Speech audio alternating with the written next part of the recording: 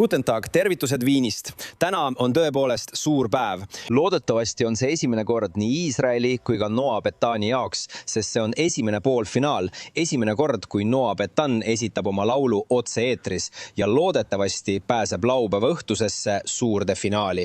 Eile oli esimene proov publiku ees.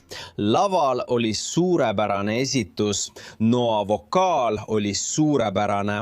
Ühe juhtiva tantsija Michelle'iga juhtus väike vahejuhtum, mis vigastas üht kaamerameest. Ta sai veidi viga, kuid täna on temaga kõik korras. Ta esineb täna õhtul selle poolfinaali laval. Mis puudutab publiku reaktsiooni, siis meediaülekandest ei olnud kuulda ühtegi vilistamist.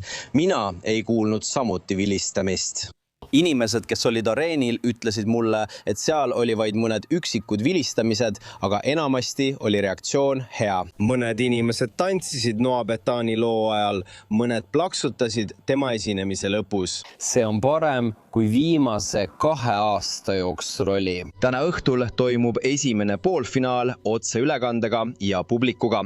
Vaatame, kas see saab olema samamoodi. Hääletus on juba praegu avatud.